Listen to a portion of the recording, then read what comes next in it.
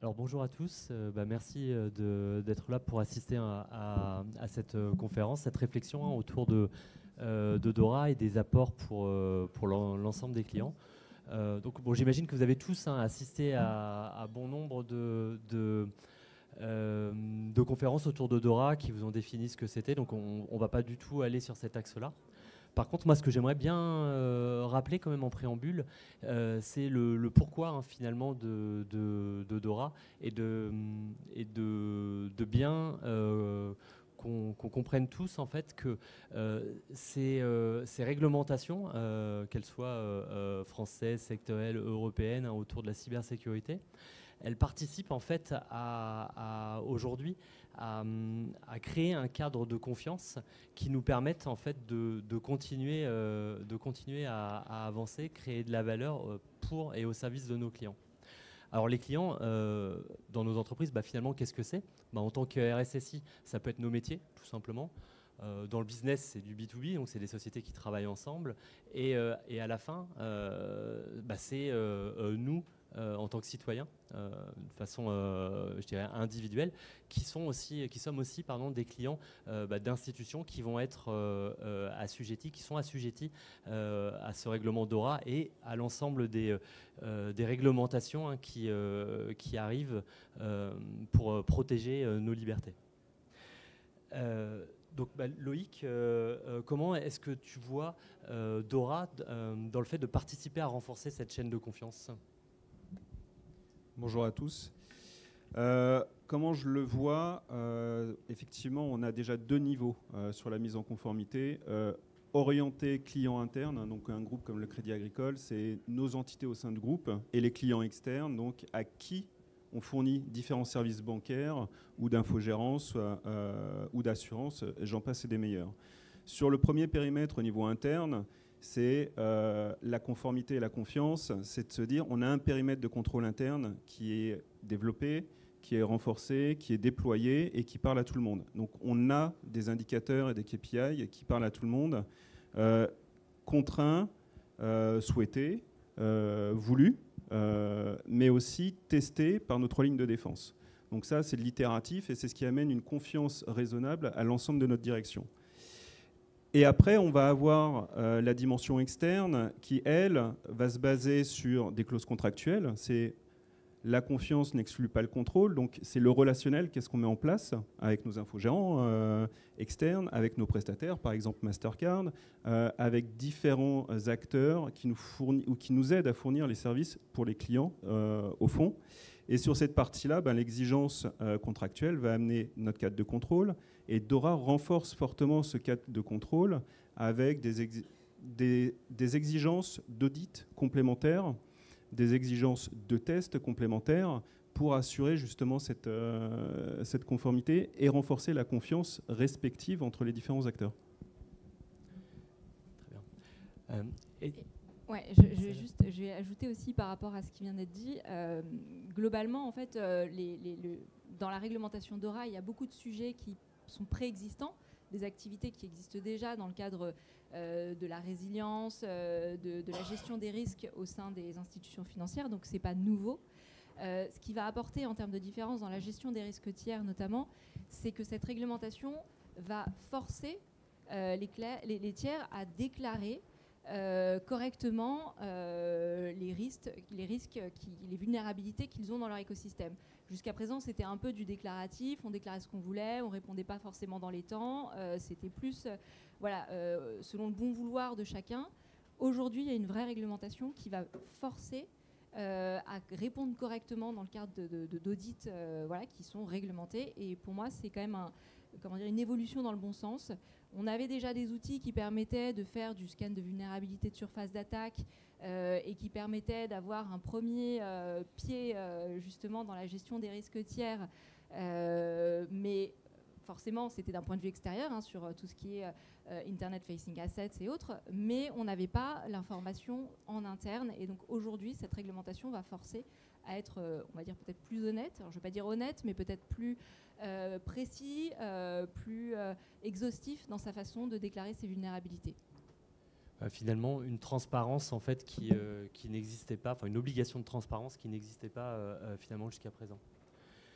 Quand on compare finalement à d'autres réglementations qui sont arrivées, notamment dans le contexte de Mastercard, qu'est-ce que tu vois comme valeur que peuvent en tirer les clients au final?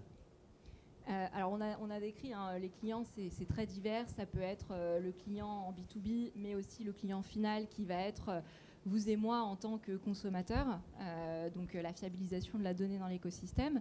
Je vais faire un petit grand écart, si vous le voulez bien, pour faire un parallèle avec la réglementation, la PSD2, qui lorsqu'elle est arrivée dans l'écosystème du paiement, a un peu tout chamboulé. C'était complexe à mettre en place, c'était très divers en termes d'écosystème. Il a fallu mettre en place de nouvelles infrastructures, il a fallu adapter les rails de paiement. Derrière, le but, c'était quand même de réduire la fraude, parce que lorsqu'on parle de cybersécurité, c'est souvent en lien avec la fraude. Nous, on le voit sur le réseau Mastercard, on le monitore avec nos outils, on identifie lorsqu'il y a des fuites de données, suite à des cyberattaques, on le voit, ça a un impact au niveau du réseau. On a des attaques de BIN, on a des marchands qui sont piratés et que les fraudeurs vont utiliser pour tester des cartes avec des bots, etc. Donc en fait, tout ça, c'est très lié. Et pour revenir sur la PSD2, c'est un sujet qui a été très coûteux pour commencer. Ça a demandé de mettre en place de l'authentification forte. Il y a eu le sujet de l'ouverture aux API pour pouvoir partager la donnée. Une donnée qui est extrêmement sensible, parce que c'est la donnée bancaire des clients d'une banque. Et donc, on a eu une évolution de l'écosystème, de l'innovation qui s'est mise en place autour de cette réglementation pour pouvoir proposer une expérience fiable, sécurisante pour le client et qui, derrière, va générer du business pour tout le monde. Et donc, aujourd'hui, on commence à avoir les retours. La fraude sur la carte a baissé pour la première fois. Donc on a des vrais bénéfices au niveau de cette PSD2 qui évolue en PSD3 pour encore plus partager la donnée entre les acteurs de l'écosystème pour fiabiliser toujours plus la partie du paiement. Et on s'aperçoit aujourd'hui que la fraude va sur des moyens de paiement qui, eux, ne sont pas forcément réglementés. On va avoir par exemple le virement instantané. On a une augmentation énorme de la fraude au virement instantané qui a triplé entre 2018 et 2023.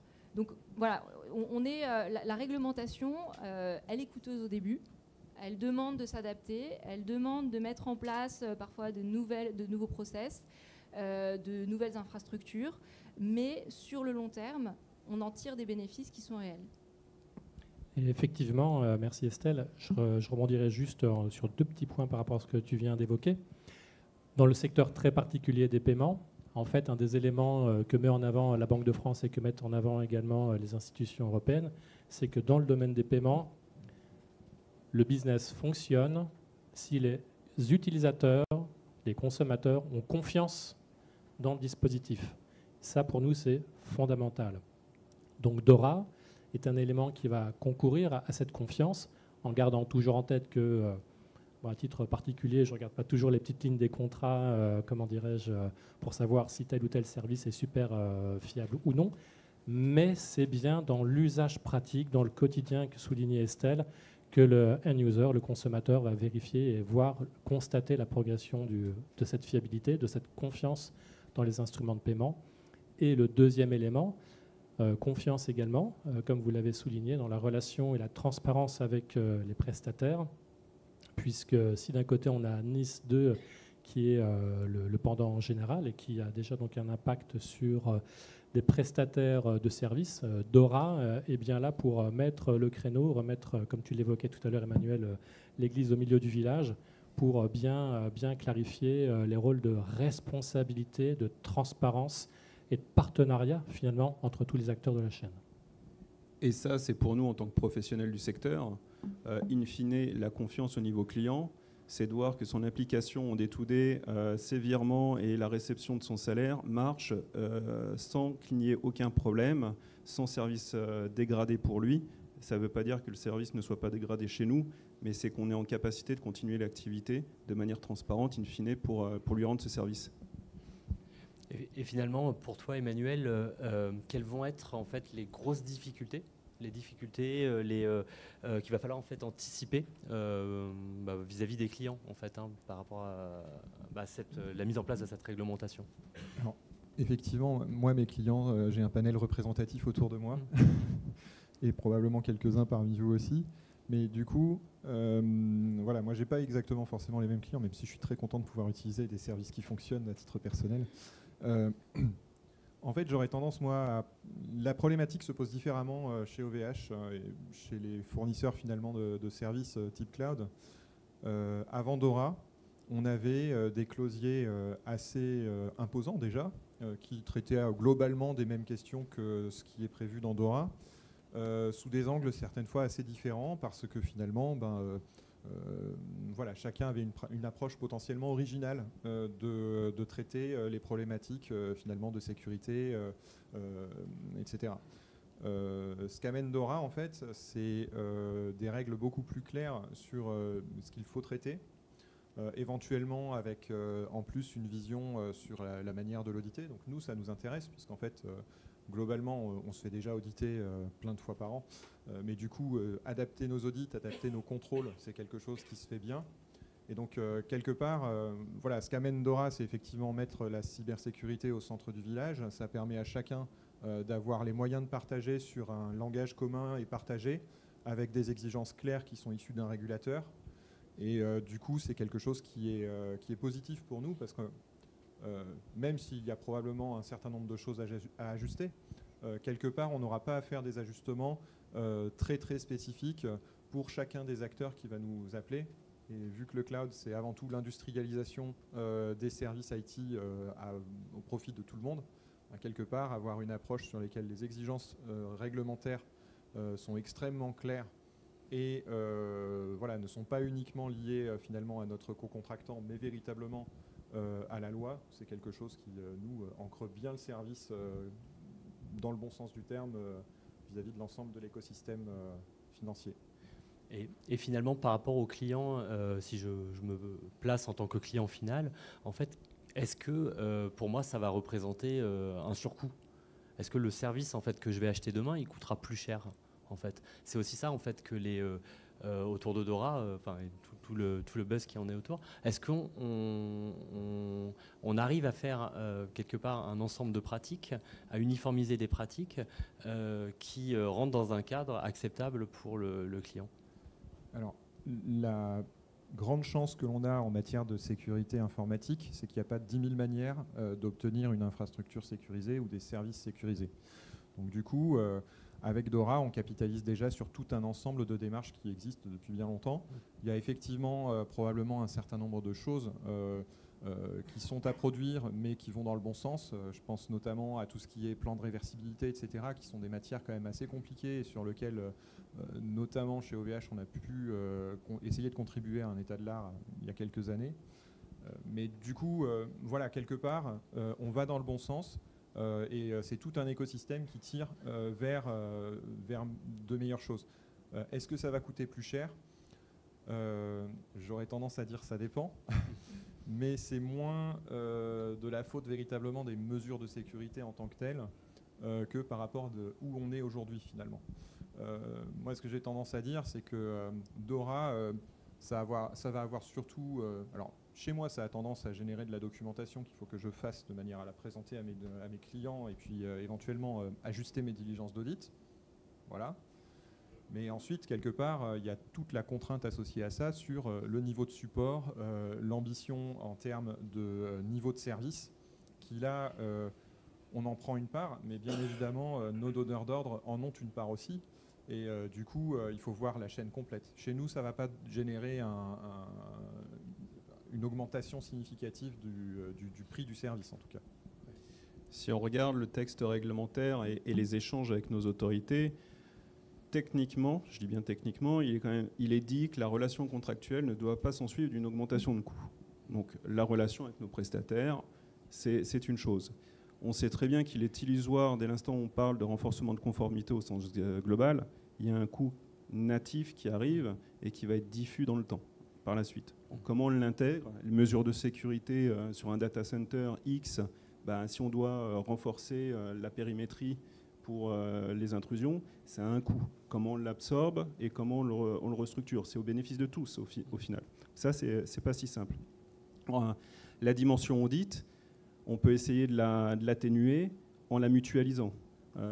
Pour OVH, par exemple, on sait en Europe, on a un organisme, le CCAG, le Collaborative Cloud Audit Group, qui est porté principalement par nos confrères italiens et allemands, qui, eux, mutualisent des thématiques pour aller auditer une fois au lieu de 30 ou 40 fois un prestataire cloud pour aller soit répondre à DORA ou répondre à une réglementation X.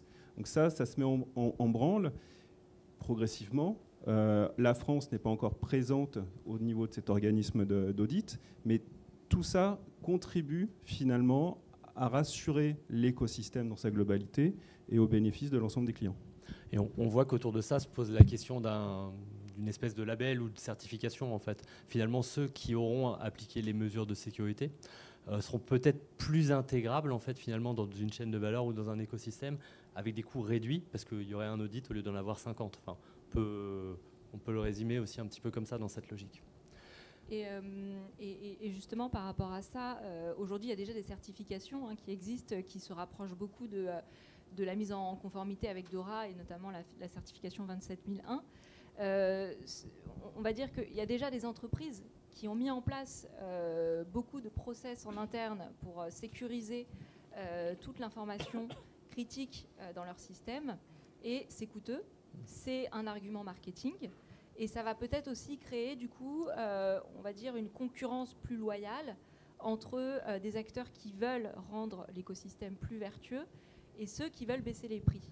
Donc il y a aussi derrière, on va dire, une mise en conformité qui va permettre à tous les acteurs de se retrouver un peu sur un pied d'égalité en termes de sécurisation de l'écosystème. Et derrière, ça signifie aussi qu'il va y avoir une mise à disposition de budget au sein des entreprises, parce que la responsabilité, elle va venir d'en haut. Elle va un petit peu, il va y avoir une éducation au sein de toute l'entreprise, que ce soit au niveau des achats, que ce soit au niveau de la direction, que ce soit au niveau des risques financiers. Enfin, globalement, tout le monde va être un peu porteur de ce sujet-là. Et pour un RSSI, aller chercher du budget, ça sera aussi peut-être plus simple pour pouvoir moderniser son infrastructure, pour pouvoir ajouter de l'automatisation, pour pouvoir avoir des outils plus intelligents. Et derrière, c'est aussi dans l'écosystème de la cybersécurité un moyen de pousser à l'innovation. Lorsqu'on est sur des outils qui ne changent pas parce que personne ne pousse à les changer et qu'on n'arrive pas à obtenir du budget pour avoir des outils qui soient mieux, eh bien l'écosystème se sclérose. Et Philippe l'a dit lors de la première table ronde, le monde d'il y a 10, 15, 20 ans ou des années 90, c'est pas celui d'aujourd'hui. Les fraudeurs, eux, que ce soit dans la cybersécurité, que ce soit dans la fraude, ils se mettent à jour des nouvelles technologies au moment où elles sortent. Ils s'emparent des modèles d'IA au moment où ils sont mis en open source. Et si derrière, on ne pense pas à ça dans son business model, comme le font par exemple les marchands, quand un marchand se lance, dans son business model, il prend en considération le coût de la fraude. Et je pense que maintenant, aujourd'hui, il faut qu'on prenne en considération le coût de la cyberattaque. Il y a un ancien directeur du FBI, Robert Mueller, qui disait qu'il y a 2 types d'entreprises dans le monde, celles qui ont été piratées et celles qui le seront. Donc il y a un moment, il faut vraiment considérer que la cyberattaque, ce n'est pas quelque chose qui arrive au voisin, tout comme la fraude, ce n'est pas quelque chose qui arrive à la grand-mère du voisin. C'est quelque chose qui concerne toutes les entreprises, tous les partenaires. Et aujourd'hui, il faut s'outiller, il faut prendre en considération proactivement le coût pour pouvoir aussi débloquer du budget, s'outiller, moderniser son infrastructure et de façon vertueuse avoir un écosystème qui se bonifie. Aujourd'hui, c'est DORA, demain, ça va être NIS 2 pour tout l'écosystème et permettre aussi derrière travailler à des solutions qui vont permettre à des plus petites entreprises de s'outiller également, parce que c'est aussi un vrai sujet au sein des PME. Comment s'outiller pour pouvoir se mettre en réglementation quand on n'a pas les ressources, quand on a des difficultés à comprendre ce que c'est que la cybersécurité. Comment est-ce qu'on se met en conformité pour être en réglementation avec DORA ou NIS 2 ? Par ailleurs, effectivement, si on se positionne encore côté du end-user, on évoquait tout à l'heure la fiabilité du service, la confiance dans le service. On évoque les coûts. les coûts de gestion, dont acte, ce qui veut dire que si Dora amène à industrialiser, à normer, c'est aussi un moyen pour les directions financières de mieux pouvoir identifier les causes des coûts et éviter au final, en fin d'année, une révision des coûts en janvier, février pour dire tiens, mon nouveau prix c'est ça parce que j'ai constaté une augmentation de mes coûts. Ok, mais quelle cause? Donc processer, organiser, permet d'avoir une meilleure visibilité en développant des KPI adaptés. Il y a un autre point, c'est que quand on parle de Dora, on parle avant tout de disponibilité de service.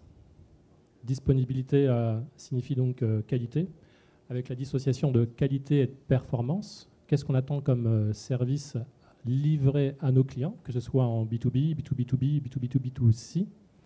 Donc derrière Dora, derrière la disponibilité, c'est qualité et performance. Et donc du coup, par rapport à l'écosystème, en tant qu'entreprise, quel est mon choix stratégique de la nature des services que je vais choisir à moindre coût, pour faire un service entre guillemets low cost, c'est un modèle qui peut exister, versus des entreprises qui, et principalement dans les moyens de paiement, ou le secteur bancaire, ou encore dans le cloud, serviront des services premium. Et pour ce faire, il y a l'aspect stratégique de dire, OK, quelle nature de solution, vers quel type de provider vais-je? Le coût de la conformité, le coût du contrôle que tu soulignais, effectivement, je ne vais pas avoir les mêmes exigences, je ne vais pas avoir les mêmes risques et les mêmes coûts de gestion selon la localisation de mon sous-traitant. Et il y a une notion en fait complémentaire qui arrive dans le règlement, c'est la notion de responsabilité. Et finalement, en fait, dans la chaîne de valeur pour le client, en fait, il y a une responsabilité qui est identifiée. Comment est-ce que tu le vois justement par rapport au client? Qu'est-ce que ça lui amène en fait? Vers qui il peut se retourner finalement en cas d'incident? Alors Dora, par rapport, par rapport à la clientèle, il y a vraiment deux typologies. Il y a les particuliers et les entreprises. Dora n'est pas directement destiné aux particuliers, c'est avant tout dans les schémas B2B. Par contre, le client final dispose quand même d'un moyen de sollicitation de ses clients à travers les réclamations standards, d'une part, et d'autre part aussi en mettant en avant, notamment dans les services financiers, l'obligation de fiabilité, l'obligation de service, etc. Et ça fait aussi indirectement appel à la notion des droits et libertés fondamentaux, dans la capacité à sécuriser la vie privée, les données, etc. Donc ça se tourne avant tout sur les entreprises qui, elles, à travers le dispositif contractuel dont on parlait tout à l'heure, vont pouvoir davantage jouer de ces clauses contractuelles sur les demandes de réparation. Alors, un contrat, tout l'enjeu, c'est de bien lire les lignes du dit contrat et de jouer sur de bien identifier les angles morts. Mais en tout cas, ce qui est important, c'est que Dora, à travers l'identification de prestataires critiques et également à travers la responsabilité de la sous-traitance, va aider à fiabiliser et finalement mettre, comme on l'évoquait tout à l'heure, sur un certain pied d'égalité ou d'avantage l'ensemble des prestataires.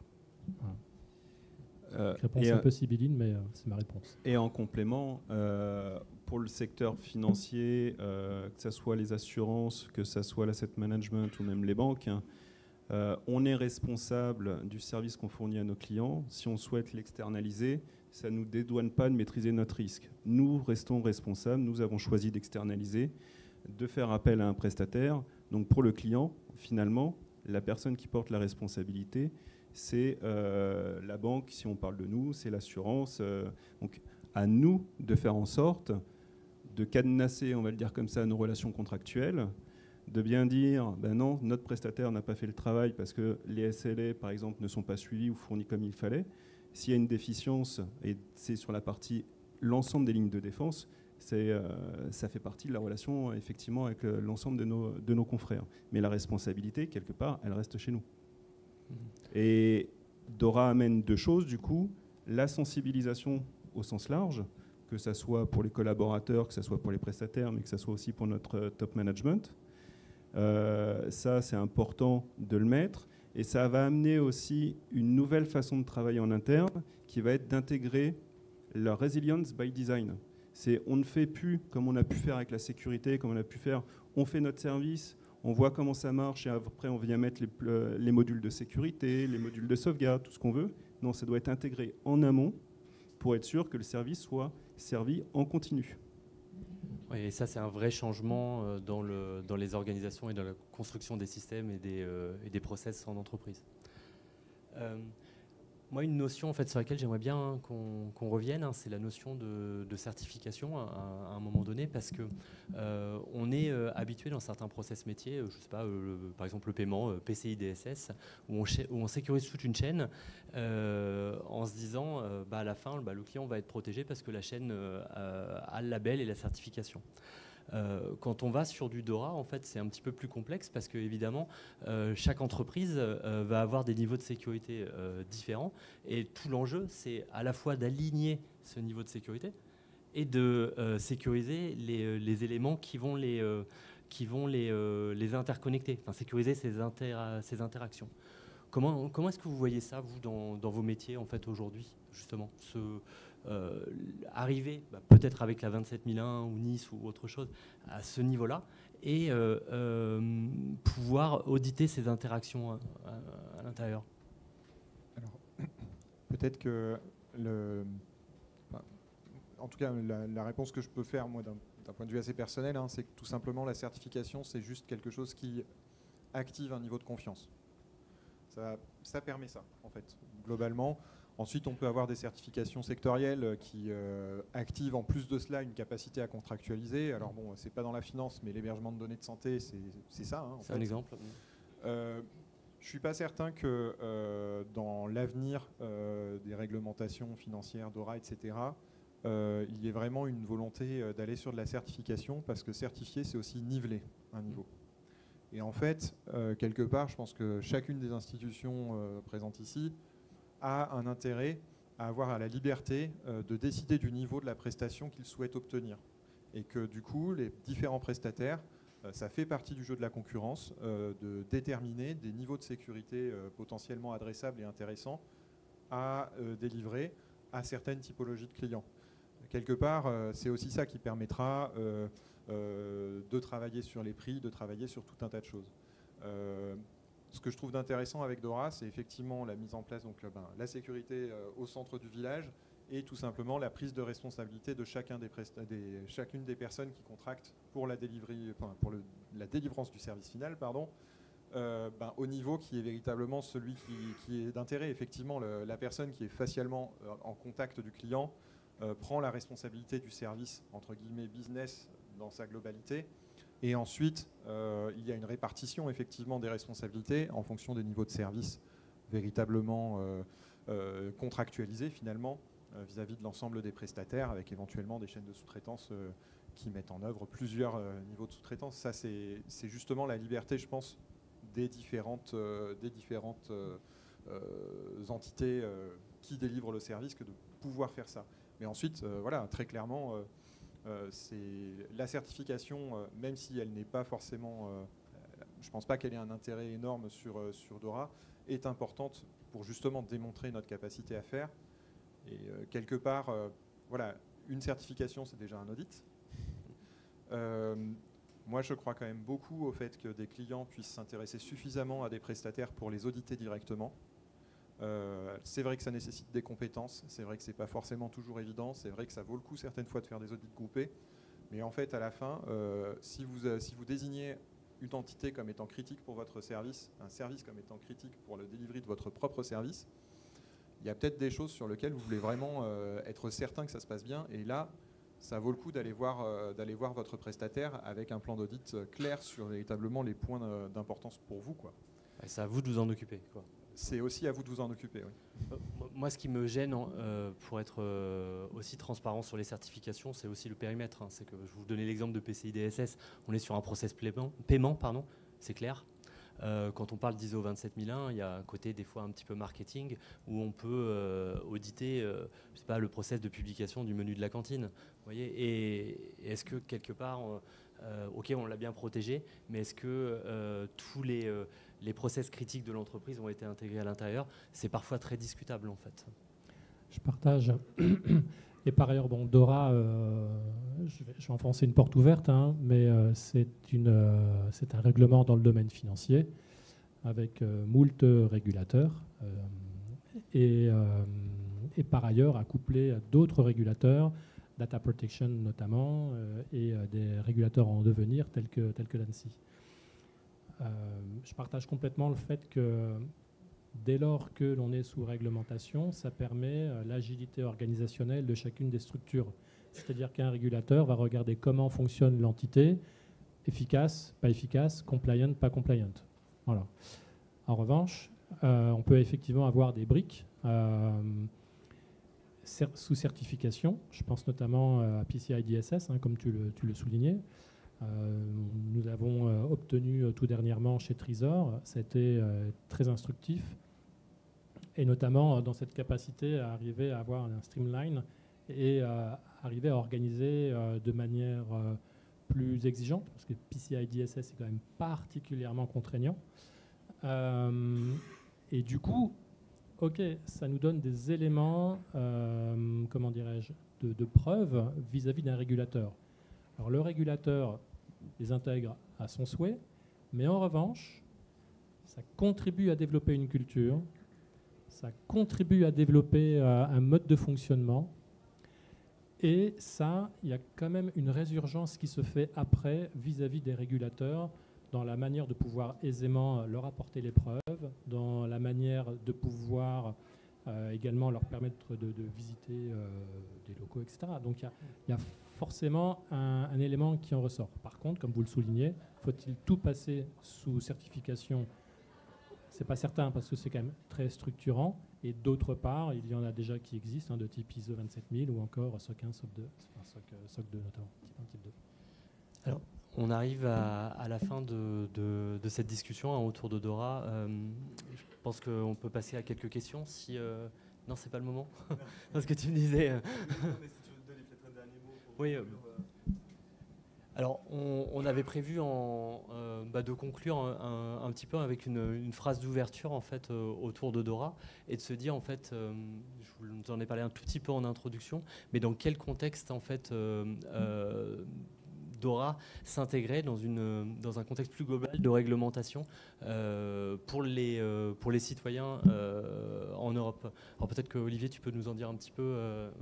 En tant que DPO et responsable conformité digitale de Trésor. Alors oui, Dora s'intègre dans un dispositif qui a émergé il y a quelques années, c'est-à-dire d'actualiser finalement la réglementation européenne pour faire en sorte que toute réglementation qui régit le monde du digital, du numérique, soit représentative et reprenne les mêmes droits et libertés que le monde physique. Alors Dora ne reprend pas stricto sensu ou ne fait pas une référence directe à la Charte des droits et libertés fondamentaux de l'Union européenne, mais en tout cas, elle contribue, c'est une brique. Et en ça, c'est à la fois un service à valeur ajoutée, puisque de manière très, très pragmatique, dès lors que vous avez des questions, des sollicitations de clients, ça vous permet d'avoir un cadre de réponse adapté et également de faire valoir qui de droit le bon respect de leurs droits et libertés. Et j'ajouterais qu'il y a aussi un aspect de durabilité. On en avait discuté un peu avec Loïc, mais clairement, dans la sécurisation des services, de l'information, derrière, il y a un vrai sujet de durabilité du business pour l'entreprise. Pouvoir continuellement proposer son service. Et alors, quand on sort des institutions financières, quand on va, par exemple, sur les sujets de santé publique, avec des hôpitaux qui sont attaqués, avec des services critiques qui ne peuvent pas être rendus, on a un vrai sujet de durabilité. Et Dora, de par le fait, comme tu le dis, Emmanuel, remet la sécurité au centre du village. Derrière la sécurisation de l'écosystème, c'est la durabilité de l'écosystème. Oui, je peux aller que dans ce sens-là. En fait, clairement, l'ensemble de normes qui arrivent, là, NIS 2, Dora, REC, etc., ont toutes à peu près le même objectif, c'est d'assurer la résilience de l'Europe. Il y a une problématique aujourd'hui qui est extrêmement forte en matière de sécurité de l'information, qui se manifeste de plein de manières différentes au final, avec des entreprises qui coulent parce qu'elles se font cryptoloquer, avec tout un tas de situations qui sont assez terribles finalement, et ça n'arrive pas qu'aux autres. Et du coup, c'est quand même quelque chose à intégrer. Cette réglementation, elle peut sembler contraignante, mais en fait, elle va produire des effets qui sont importants finalement pour la pérennité, pour Dora, de notre système financier, mais en fait, même pour la pérennité de l'ensemble des services qui sont rendus dans les différentes strates de la société. Et c'est absolument fondamental.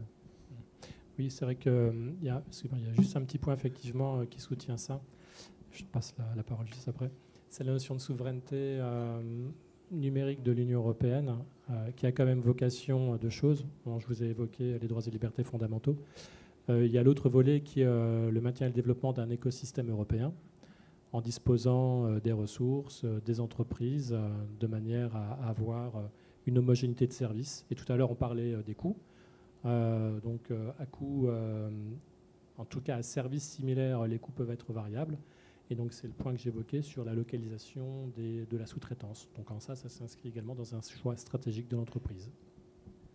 Tu parles effectivement de souveraineté, mais au sens large. Un groupe comme le nôtre, qui est international, Dora, certes au niveau résilience ou NIS 2 aussi, mais on voit émerger dans les différents pays cette notion de réglementation sur la résilience. Parce que autant on peut avoir des discussions, on le voit actuellement, entre les Américains, les Chinois, l'Europe, mais autant la résilience fait quasiment pas l'objet de discussions. C'est pas un game changer, c'est en tant que concurrence pure et dure, c'est le citoyen qui doit continuer à pouvoir utiliser les services.